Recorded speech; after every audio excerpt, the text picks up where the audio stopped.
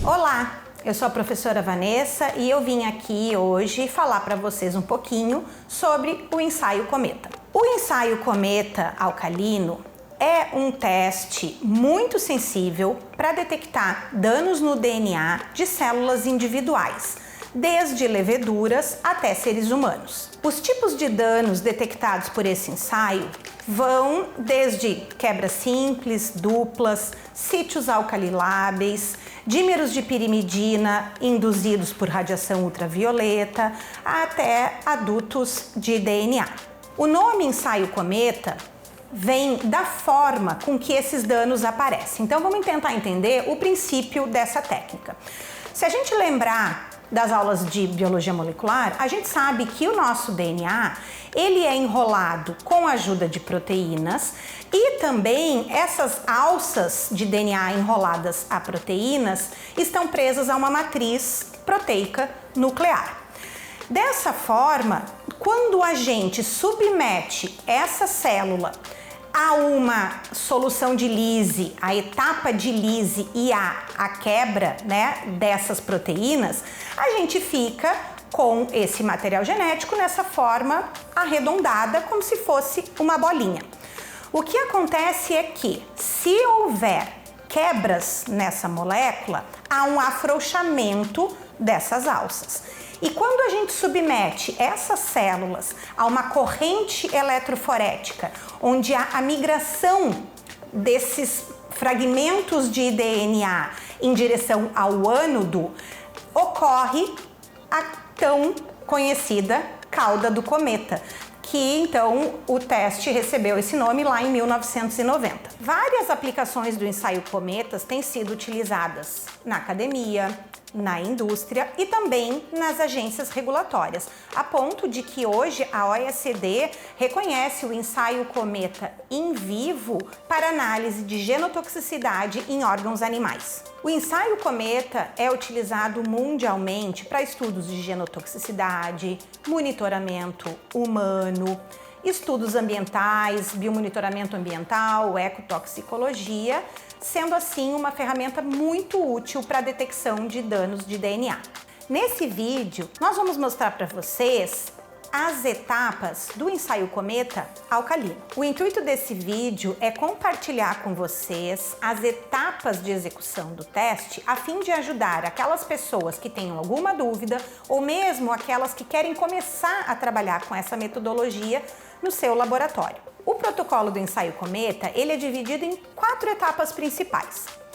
A primeira se refere ao preparo da suspensão celular, que pode ser feito a partir de amostras frescas ou congeladas. E por que suspensão celular? Porque nesse teste a gente precisa trabalhar com células individuais.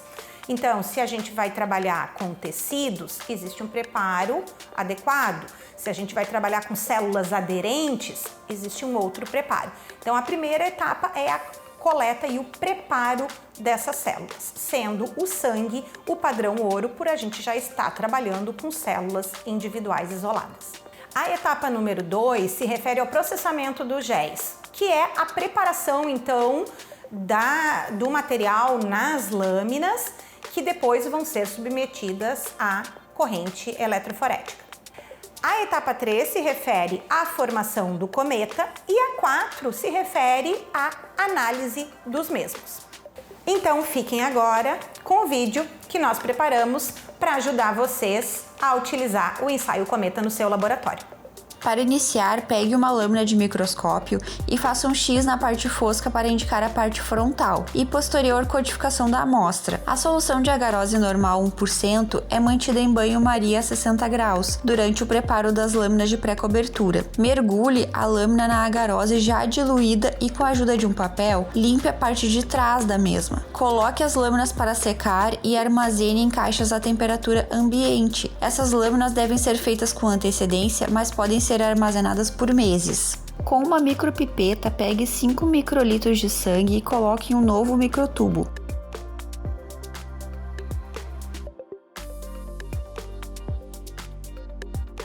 Com outra micropipeta, pegue 115 microlitros de agarose Low Melting Point 1%, aquecida a 37 graus e homogeneize com o sangue em um movimento de vai e vem lentamente.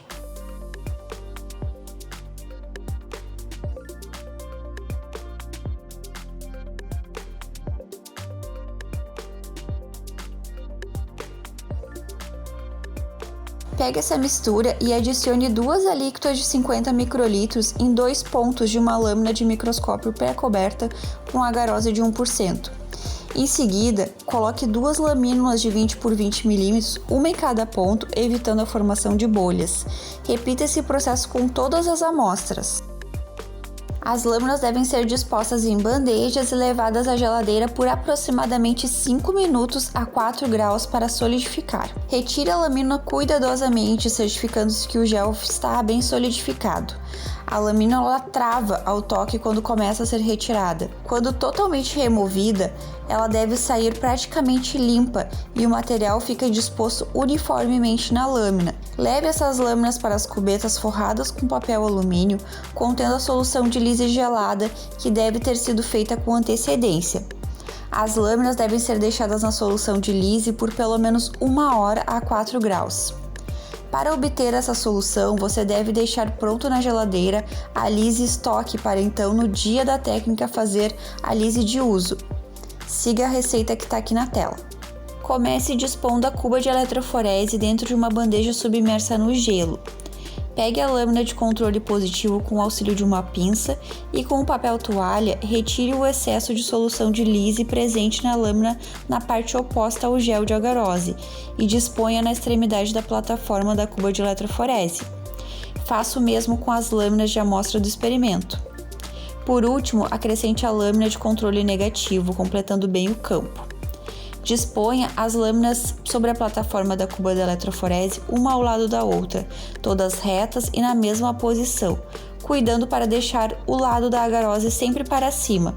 Caso a cuba comporte mais lâminas do que as que precisa correr na eletroforese, preencha a cuba com as lâminas limpas, pois a corrente elétrica é distribuída uniformemente.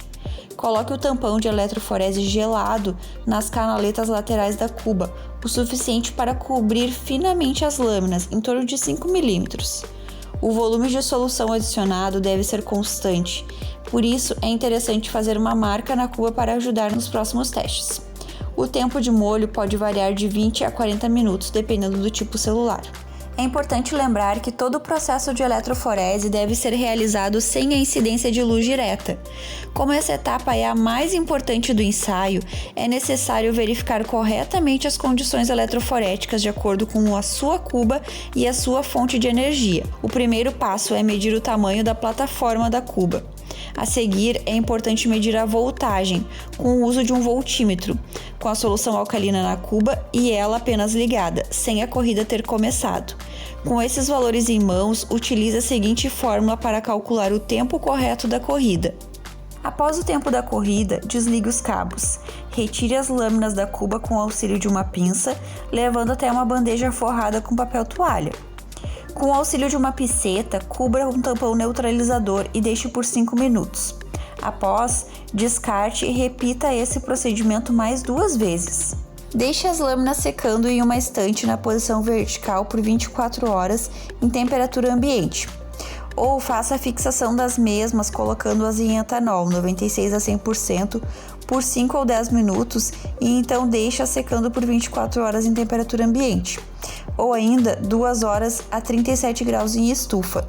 Podem ser usados corantes que permitem a visualização direta ou que requerem o tempo de incubação mais longo. Todas as etapas a seguir devem ser realizadas longe da luz direta, pois os corantes fluorescentes de DNA são sensíveis à luz. Para a coloração com CyberGold, coloque as lâminas em bandejas na horizontal sobre gelo e sobre um agitador. Pegue o tampão TE e coloque na bandeja com as lâminas já posicionadas e sobre o gelo e agitador. Posteriormente, pegue uma alíquota de CyberGold e adicione na bandeja com tampão e lâminas. Agite por 30 minutos. Após o tempo de coloração de 30 minutos, deixe as lâminas secando em uma estante na posição vertical, por 24 horas em temperatura ambiente ou 2 horas a 37 graus em estufa. Para analisar as lâminas, analise pelo menos 50 cometas por gel, ou seja, 100 cometas por lâmina amostra ao trabalhar em duplicatas, ou 100 cometas se estiver utilizando apenas um gel. Avalie o nível de danos ao DNA por meio do software de análise de imagem ou análise visual. Para avaliação dos danos, através do software Comet AC4, deve-se utilizar um aumento de 200 vezes. As células são classificadas de forma automática quanto às proporções do tail lay, que consiste na distância do meio do núcleo até o final da cauda em micrômetros, e tail moment, tail lay versus a intensidade da fluorescência da cauda, através do tail intensity, que mede em porcentagem. Já para análise visual, deve-se utilizar um aumento de 400 vezes no microscópio, sendo que as células podem ser classificadas em 5 classes, de acordo com o tamanho da cauda, sendo a classificação para a ausência de cauda considerada 0, até 4 para o comprimento máximo. Desta forma, tem-se um índice de dano para cada animal, variando de 0 a 400.